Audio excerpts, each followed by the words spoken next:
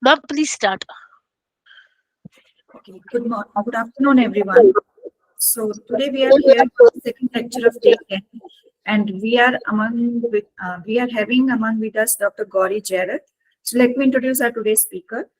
Dr. Gauri Jarrett is BBSc and AH Gold Medalist, MBSc and PhD in Livestock Products Technology, PG Diplomat in Animal Welfare, and Executive Committee member of Indian Meat Science Association. She joined the ARS service in 2016 and worked as scientist at ICR Central Sheep and Wool Research Institute, Avikanagar, Rajasthan for 2 years, and then as scientist in scientist senior scale at ICR Ivy Regional Station, Palampur. She is recipient of Dr. Sarvapalli Radhakrishnan Distinguished Research Scientist and Researcher Award 2023 by CPACE Executive Council. She is the recipient of 4 Young Scientist Awards by various professional societies like AIASA, SSDAT, IMSA, and IAWV. She was awarded as Best Trainee at COCARS 104 at NAM, Hyderabad, and has received 5 Best Oral and Poster Presentation Awards. She has written around 32 peer-reviewed research papers, edited 3 books, published 28 magazine articles, presented 4 lead papers, published 25 book chapters, presented 30 research papers in various national and international events. She received Best Review Paper Award 2021 by ICR IBRI for publishing in High Impact Factor Journal with NAS rating 15.3. And recently, she has published her research work again in a very high impact factor journal with a NAS rating of 17 and impact factor 11. So today she will deliver a talk on the topic prospects of the Indian meat industry from conventional to cultured meat. So I welcome and invite Dr. Gauri to begin with her talk. Thank you, Dr. Ajayta. So, good afternoon, one and all. So, I will be overviewing you on the prospects of Indian meat industry from conventional to cultured meat. So, here we will study about the dynamics of meat industry landscape, how it is shifting from conventional meat production system to the cultured meat. So as we all know that India is a diverse, there are diverse culinary practices are there in India, and how it is shifting now. We are in 21st century, and we are more inclined towards the cultured meat. So what are the various factors and what are the driving forces that are coming around, which are inclining us to motivate towards the cultured meat? So before that, we must have a overview of current Indian meat industry as well as the livestock industry. So in India, we share 2.4% of world land area, right? And in India, the livestock population is 11.6% of the global livestock population, and the human population is around 17.7% of the world population. So these 3 factors are there in India. Out of these 3, only 2 are rising day by day, but we have a limited land area and it won't increase. Right, so these 2 factors, that livestock population and the world human population, these two are the factors that will lead to the demand and supply balance. So livestock, we know it is a source of livelihood, and we also know that 70% of the Indian population is based on the agriculture, right? And this livestock for rural economy, it is the third most significant source for the rural income, and it plays a major role in income diversification of these rural households. So if we see the statistics, that 15 crore uh, Indian population that depend upon the livestock rearing. And if we see the land utilization pattern, the land utilization is now more focused on the industrial aspects. So so the land availability for the fodder production for livestock rearing, it is decreasing. And if we see the animal products role in case of human nutrition and food security, it is immense, because we know the hunger index of the of India, as well as the malnutrition, that out of two, one is malnutrition. So in India, it is the livestock is playing a great role to meet that demands.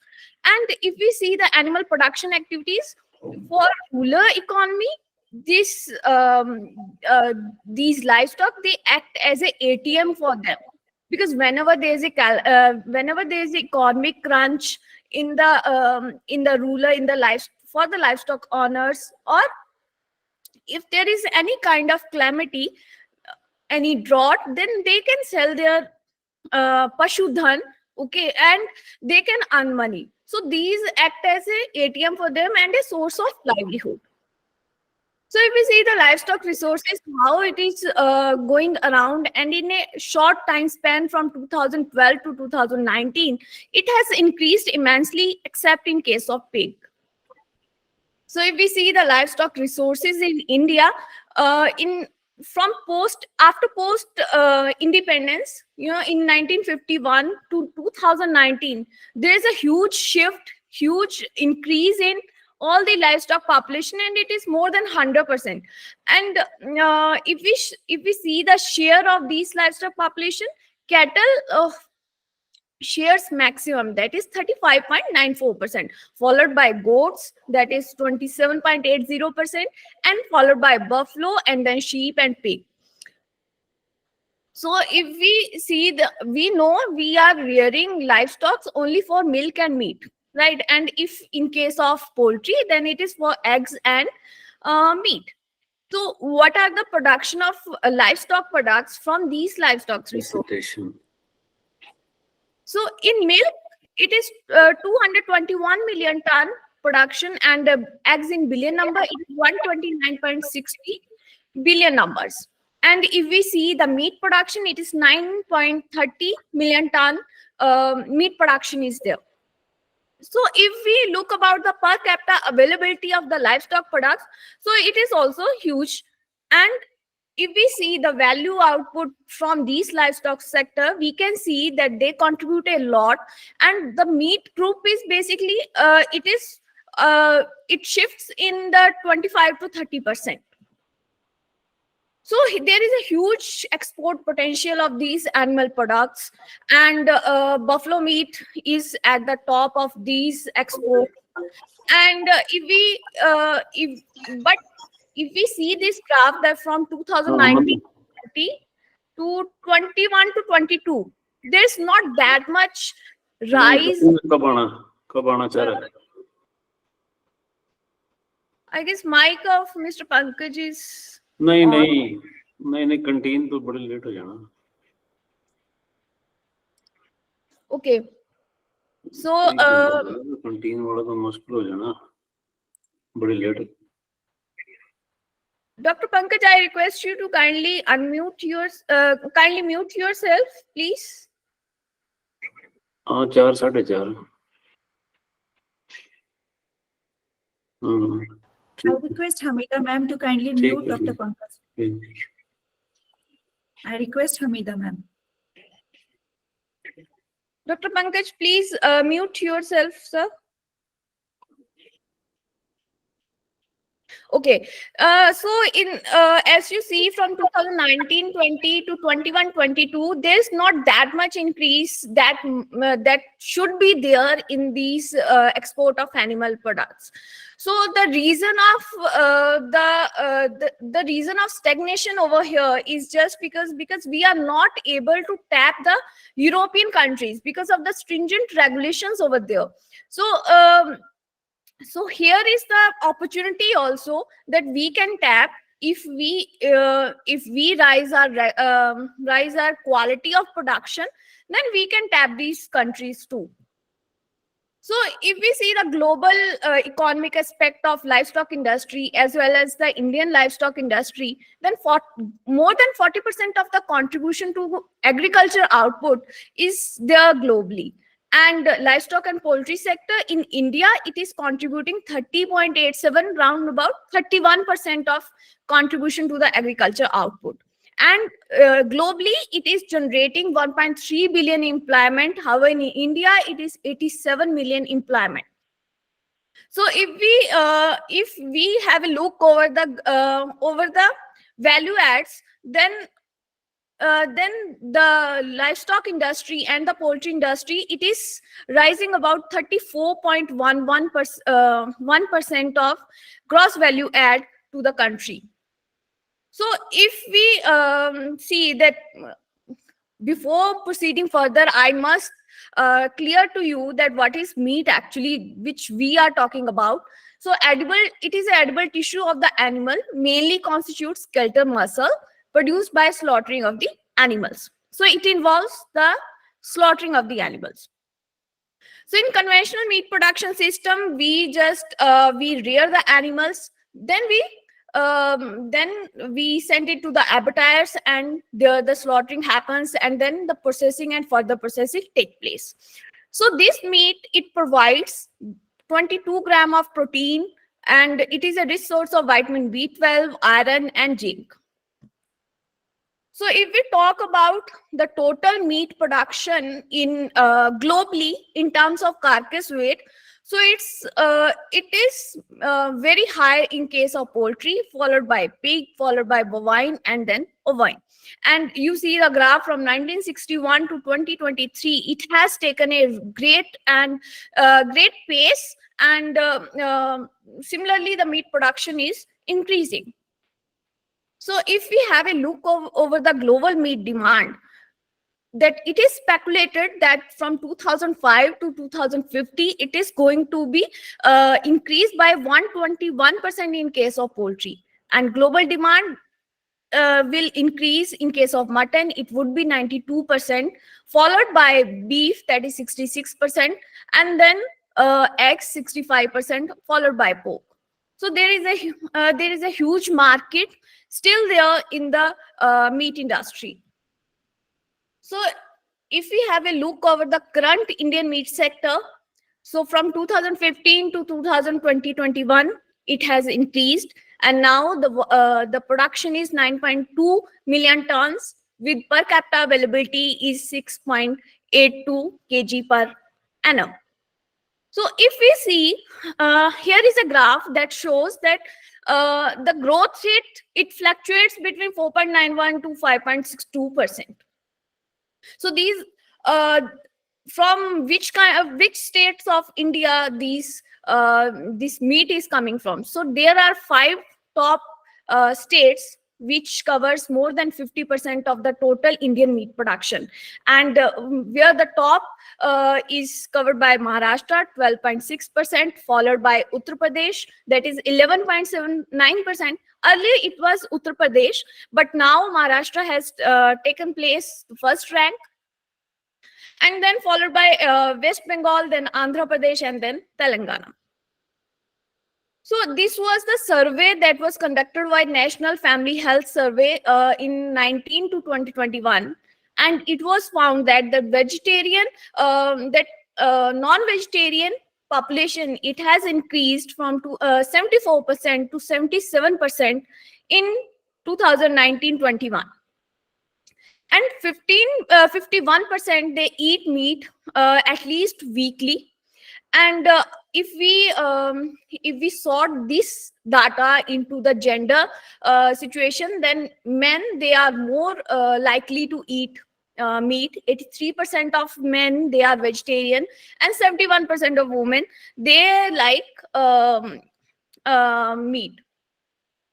So here is the projections that how the meat landscape dynamics will change by 2030 and 2047. So human population in 2021, it is 1.39 billion, but it going to be rise by 1.51 in 2030 and 1.61 in 2047. And if we consider the 70% of the population is non-vegetarian, then obviously 0.91 billion in 2021, and it is going to rise 1.057 billion in 2030, and accordingly in 2047. Similarly, with the meat production, it is going to rise by 2030 and 47. And if we consider the ICMR recommendation, that is 30 gram per day, then the per capita availability per annum in meat in 2021 is 6.82, and it is going to rise by 11.57 kg per annum. And in 2047, it is going to rise. So there are many opportunities where the Indian meat industries can excel. So we know the livestock population, it is huge, and and mainly the livestock population is rare for milk as well as meat. So as the population is rising, the meat production is also rising. So human population, we know the human population is rising, so it's a great opportunity here for the meat industry, that it can tap the demand of human population, and it can supply the meat they demand. So rising demand, obviously the demand is rising, the income is rising. So with that, the opportunities are great in Indian meat industry. Similarly, rearing, as we see the statistics that livestock population is increasing, that means the rearing of these livestock is also increasing, and it is associated with integrated farming these days. So it is a great opportunity. And then the salvaging male buffalo calves. We know right now the most of the buffalo meat that is exporting to other countries, it is from the spent buffaloes. That means the buffalo, after the full utilization of their dairy potential, these are sent to abattoirs and the meat is exported. But the meat obtained from these buffaloes, that is very hard, and texture is not that much organized, because with age the collagen increase, and that leads to the hardness.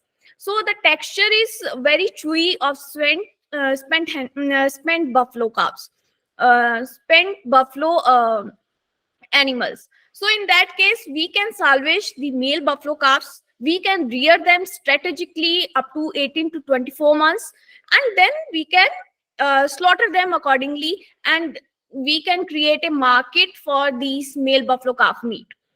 And seventh is e-marketing. So the e-marketing, it has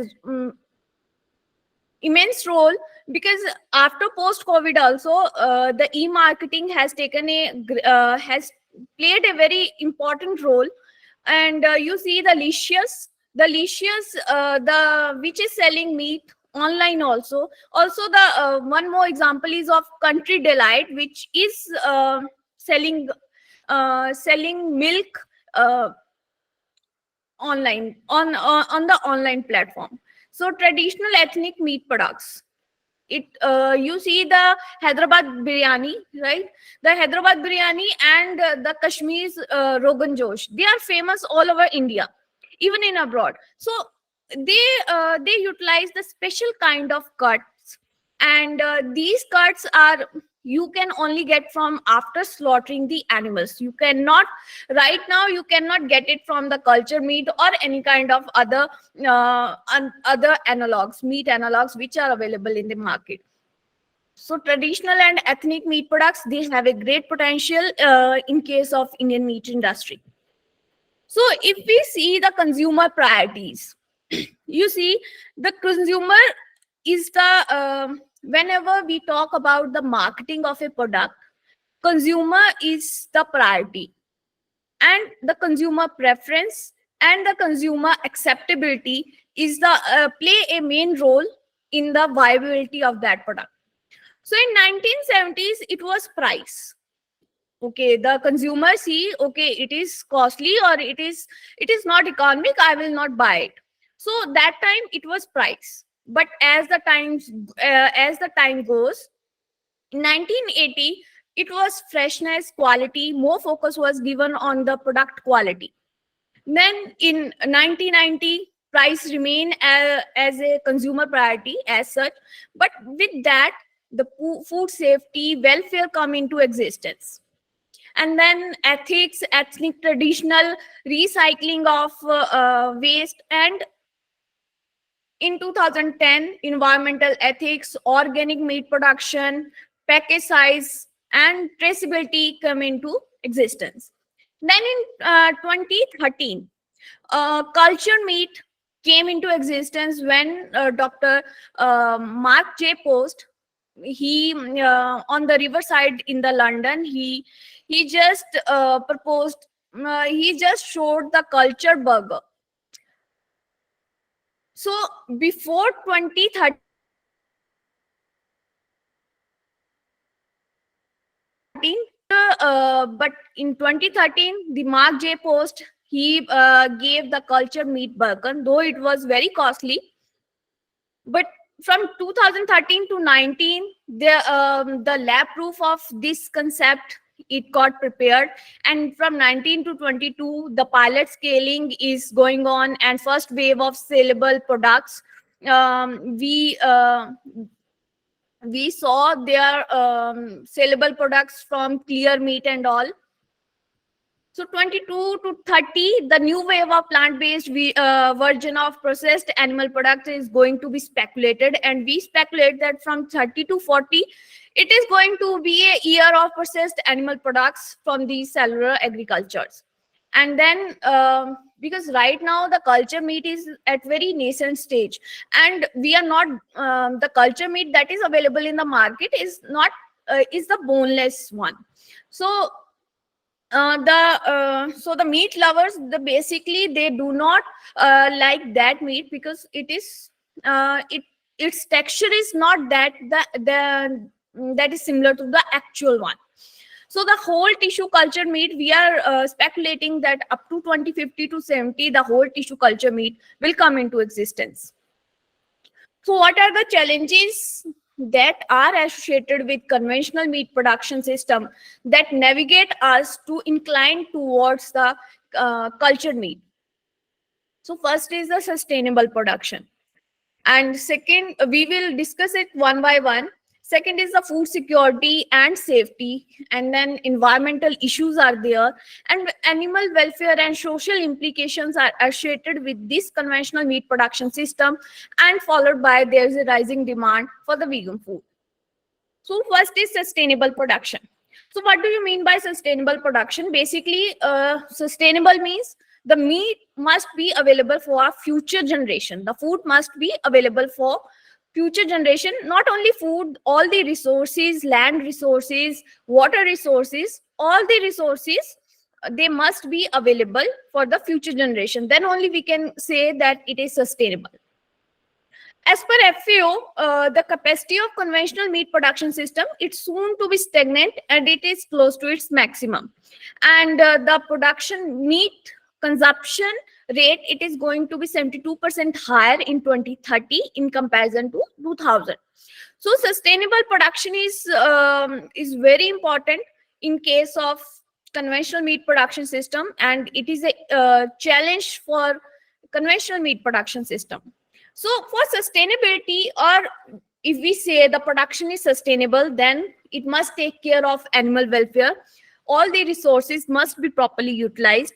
All the waste that is coming out from the production system, that must be properly managed, and there must not be any harm to the natural habitats and biodiversities, and there must be there must be resilience in the genetic diversity, and also there must be organic one. There will be minimum use of pesticides, insecticides, etc. And the social responsibility is very important, and there must be availability of fair wages and safe working conditions to all the workers. And then the climate change mitigation, all the sources must be of renewable one. So second challenge is food security and safety. We know 1 in 10 people, they are undernourished, and 1 in 4 people are overweight. Half of the global population, they cannot afford a healthy diet, and in 2020 more than 13% people, they are hungry than in 2019. So so food security is the issue that that must be tackled by conventional meat production system. And second is the safety.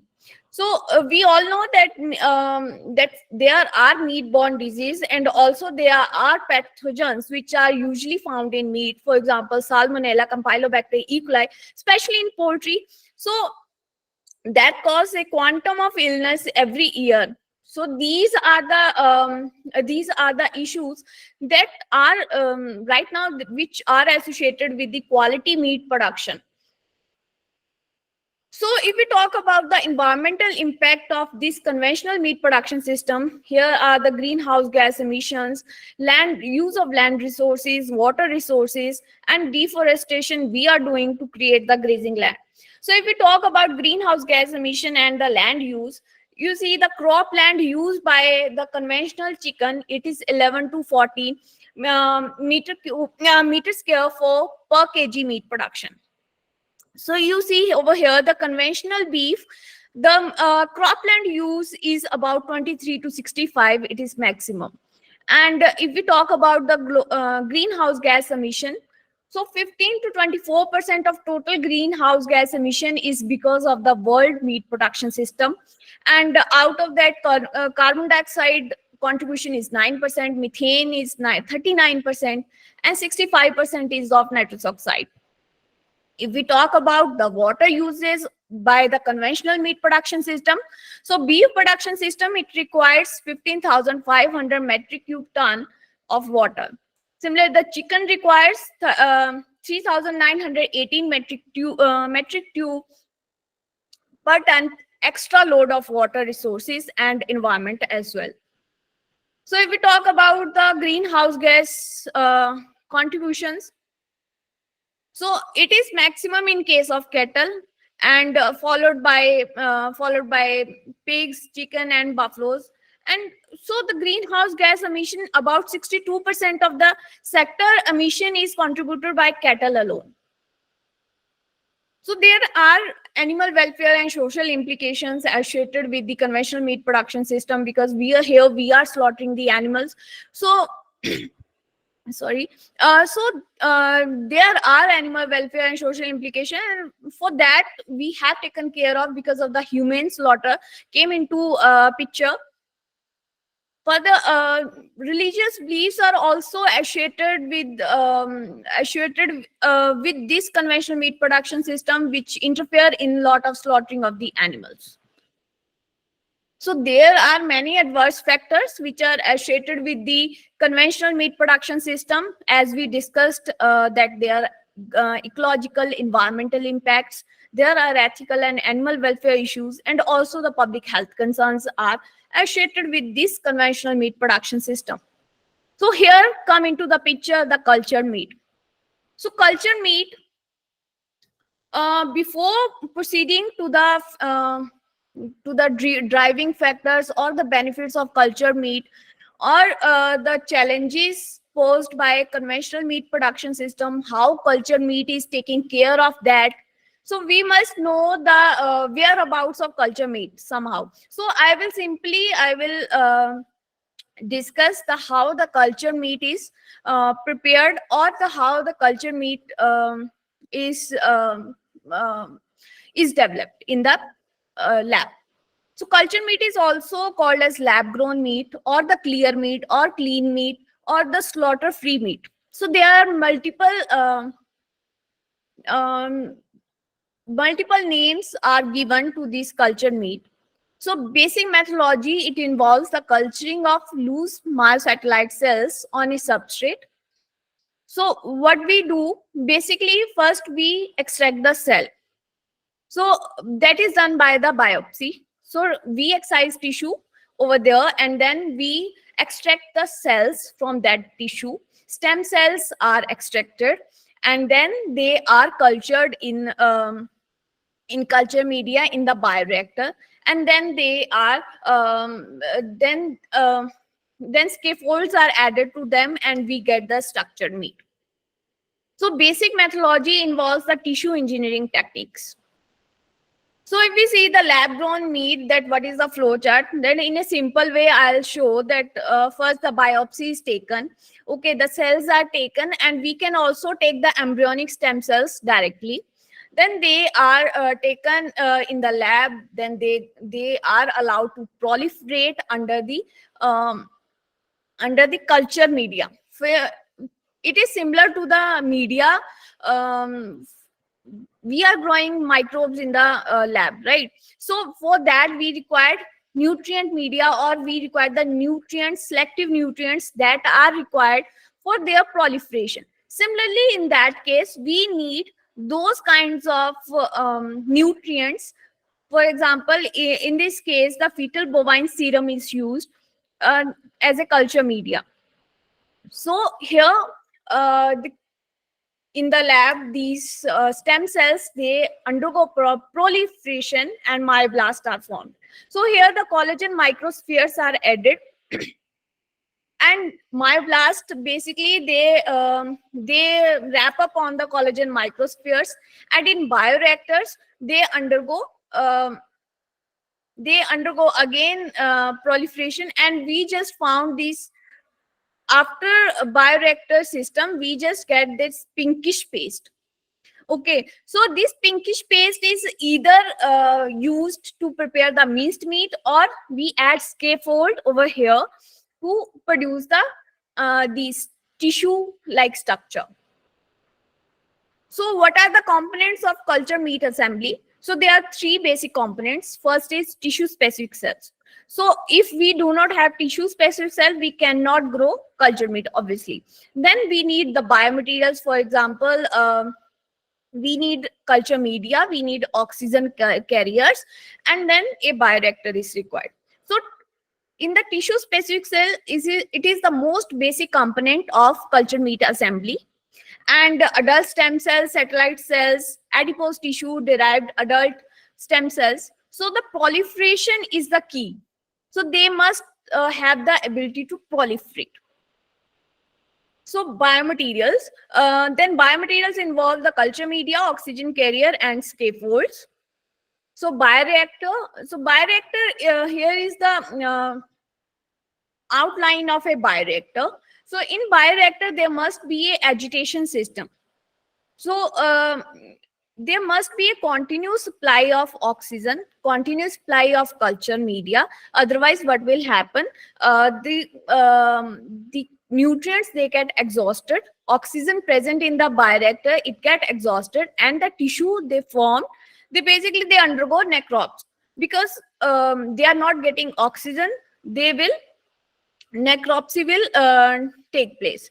So to avoid that, we have to make a channel so that there must be continuous supply of oxygen and the nutrients, and there must be a continuous outlet for the exhausted culture.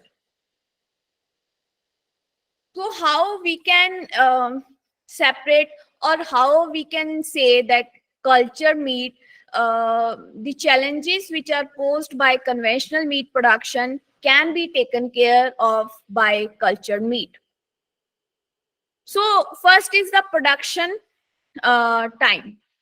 So here the production time in case of conventional meat production, it is only 112 weeks maximum. And in case of culture meat, it is only 5 to 7 weeks. Okay, and if we see the graph of 112 weeks, it is different in different species. For example, in conventional chicken, it is 7 to 12 weeks. In pork, it is 43 weeks. In conventional beef, it is 112 weeks. But in case of cultivated meat, it is only 5 to 7 weeks. So in 5 to 7 weeks, you will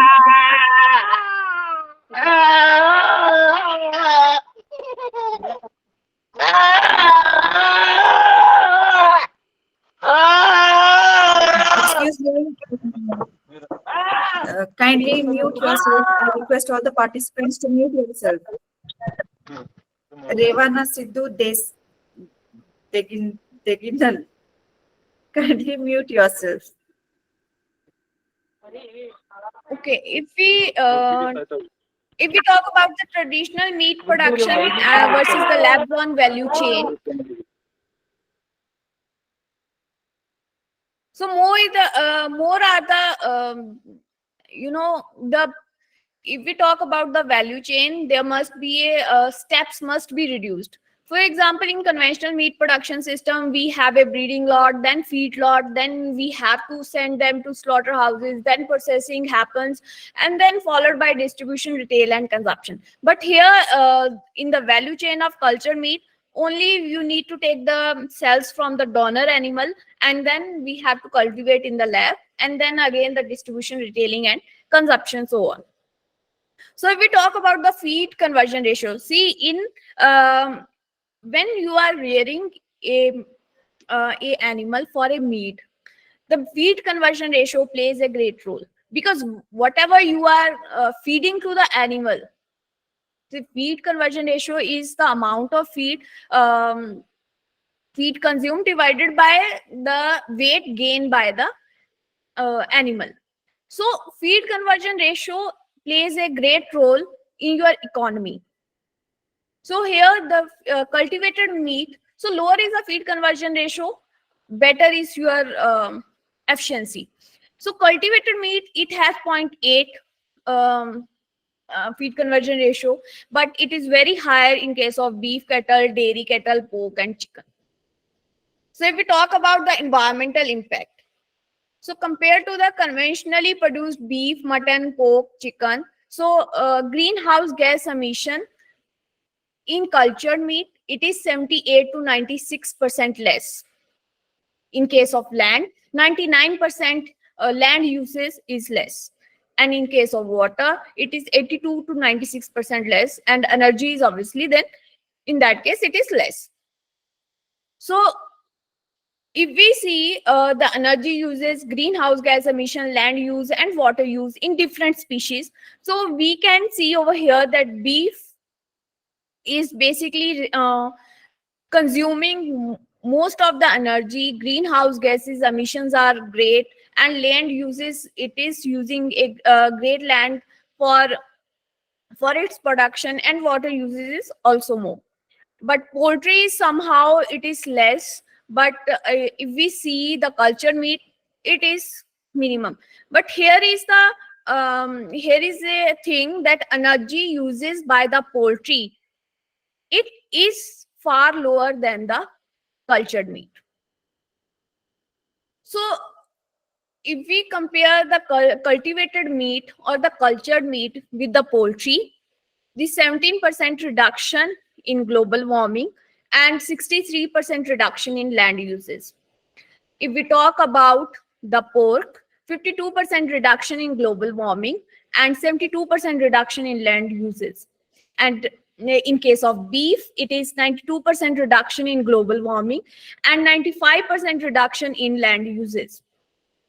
So if we see that how much cost is there per pound of meat, if we are producing 1 pound of meat, then water uses in the conventional meat production system is huge in comparison to the conventional meat production system. But here is a catch in the production cost. You see the production cost is very high.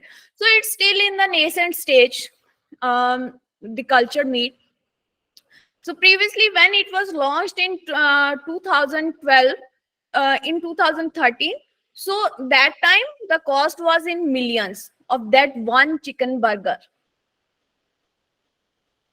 So also in case, if we compare the conventional meat production system with the cultured meat, so in case of nutrient content, the cultivated meat, it has a upper hand. Why so? Because we can design the content, we can design the composition as per our requirement. So though we can also design the meat in conventional meat production system, but it takes a lot of things. We need to change the feed, or if we have to change the composition after post harvestation, then we have to create a label, because we need to separate the fat from the lean meat. But here, at time of production, we can add fat accordingly. We can add omega fatty acids. If we want the calcium rich, then we can add calcium accordingly. So here is the benefit of the cultivated meat, that we can reduce the saturated fatty acids and we can enhance the polyunsaturated fatty acids. So in terms of animal welfare and social implications, so as there is no slaughter, so there is a clearance on ethical grounds. In case of food safety, it reduces the bacterial contamination, and there is also reduce the prevalence of pesticides and fungicides residues. So whenever a new technology come into existence, there are two things that need to be taken care. First is there are basically two aspects. First is viability of the new technology, that is viability of cultured meat in our case, and the survivability. So viability depends upon the benefits it is giving, and the survivability is the challenges that it is facing. So it is viable because it has so many benefits in comparison to conventional meat production system. But whether it is able to survive, because the cost is very high, there is no regulatory framework, so there are so many things that impact the survivability. So viability involves all the environmental impacts that it shows and all. So in case of survivability, market acceptability, structural incompetency, and regulatory frameworks, they define whether it can survive or it can't. So if we talk about the market acceptability, you see the cost of first culture meat burger, it was in dollars. But recently now, one burger patty, now it has reduced to $11.36. So if we see the price development in clean meat, from 2013 to 2021, it has greatly reduced, and we are projecting that it will reduce up to 2025 to a great extent. So in the cultivated meat market, there are key players which are increasing the market of cultivated meat or the cultured meat. So it includes the Memphis meat, the Mosa meat, Super Meat, Just was the company that came very beginning of the first release of cultured burger patty. Then there are so many future meat technologies, hunger sticks, and there are also GFI, that Good Food Institute, is also there in the as a key player of this culture meat market.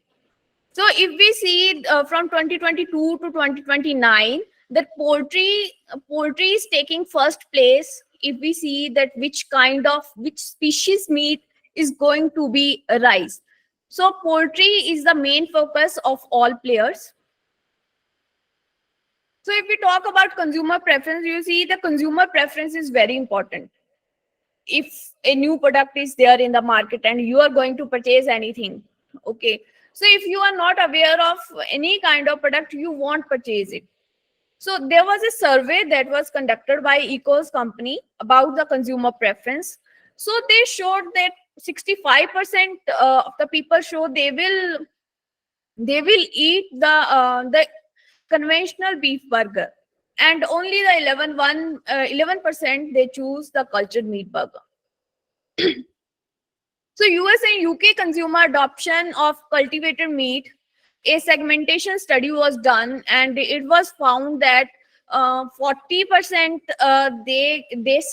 they vote for cultivated meat, and 60% was still there with the conventional meat. And it is a recent study of 2021.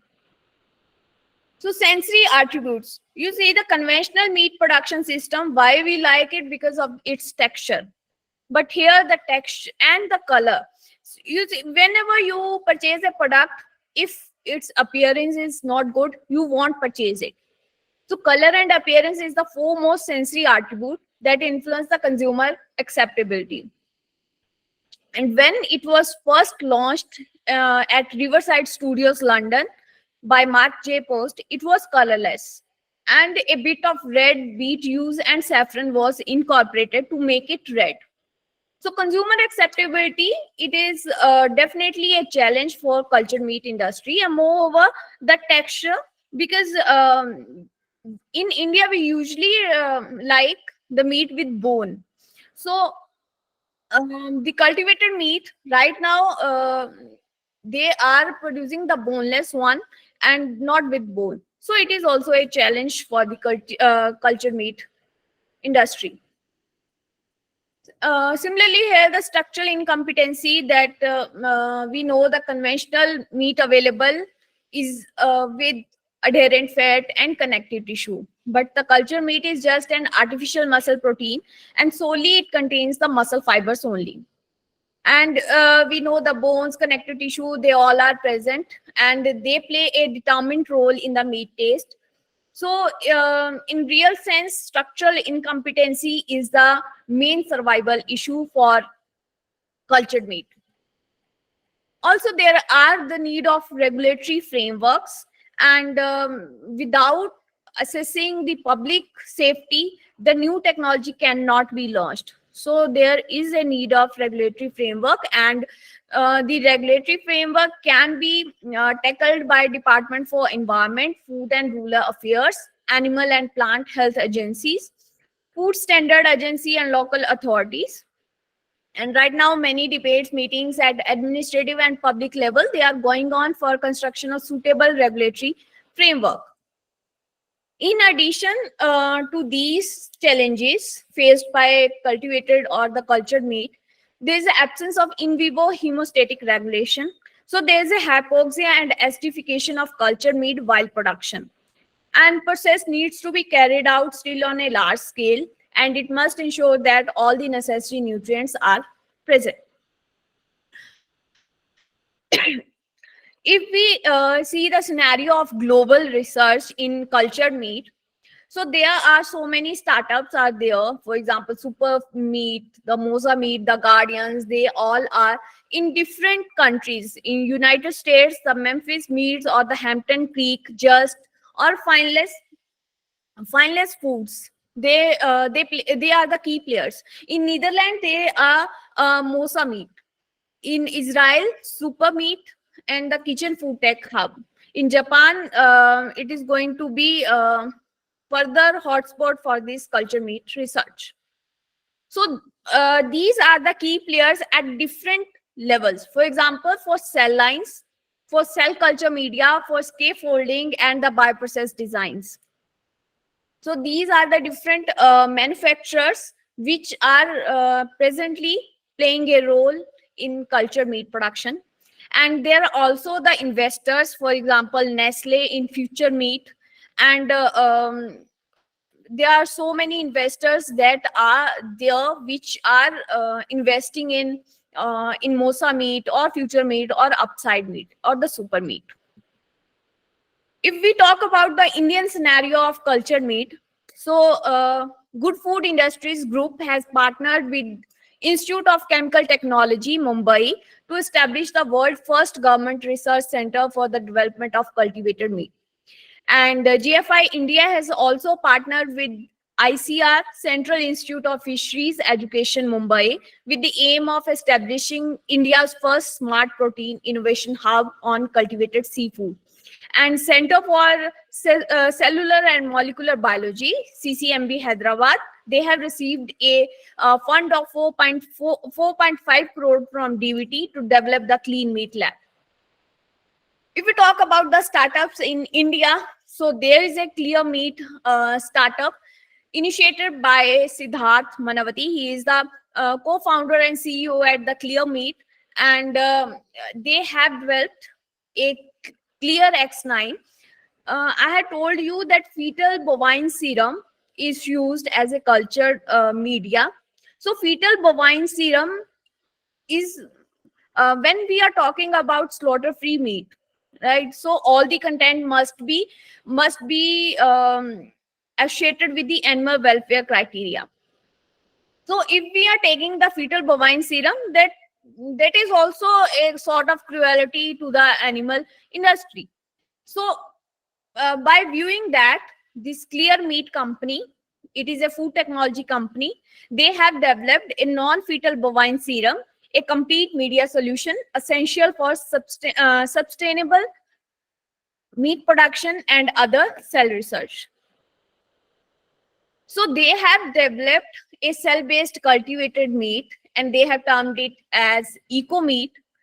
So they claim it is non-genetically modified. It is safe, organic, and no artificial hormones have been used. And it is cruelty-free, rich taste, and enhanced nutrition and quality. And they are, it is from NCR Delhi, and they are right now uh, they are selling eco meat keema and eco meat steak. The other startups in India are Good Dots, Eva Foods, Greenest, Mr. Veg, Wesley, Chopawati, and Schoolboy Robotics. So what are the possible impacts of cultured meat on Indian meat industry? So there are many impacts. If the culture meat industry, it grows at a great pace in India, then it would affect um, so many sectors. Why? Because India is basically 70% of the population. Uh, they are basically their livelihood is on livestock and agriculture. So if we talk about the small scale farmers, so we know that small scale farmers, like in Himachal, Gaddis are here, right? They mainly rear the animals for the meat production only. So if if the cultured meat, it takes place, the conventional meat production system, the livelihood will be completely shattered of these small scale farmers. And they will also face the competition from the imports of alternative protein products from countries with lower production cost. If we talk about the environment, there is a food chain in the environment, right? And if, for example, if buffaloes are not now, if cultured meat takes place in India, and buffaloes are now going to be surplus, then so it will impact the environment overall. If we talk about religious and culture values, so there are many occasions where where the animals are slaughtered, and they are they come under the religious and culture values, so that will also be affected. And if we talk about economy, because here the maximum economy from agriculture products, it comes from the animal products, mainly from the beef export. So if the culture meat industry, it flourish in India, it will impact the trade and export uh, of the conventional meat products, and it will affect the economy of the nation. Then public policy and food industry, because meat industry is closely associated with the other food industries, it will impact the food industry as well.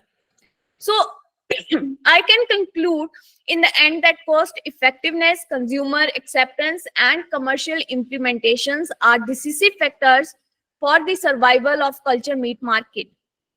Culture meat market may supplement the conventional livestock production system, but it is very difficult to replace it fully in the developing countries. Further, the scientific interventions to make conventional meat production a sustainable one is a need of the hour, and methane and carbon mitigation strategies are need to be implemented at ground level to make the conventional meat production system a sustainable one. So that was all. Thank you from my side. So any questions? Thank you, ma'am. Thank you, Dr. Gauri. Thank you for your excellent presentation, and thank you for elaborating the various concepts and challenges about the conventional and cultured or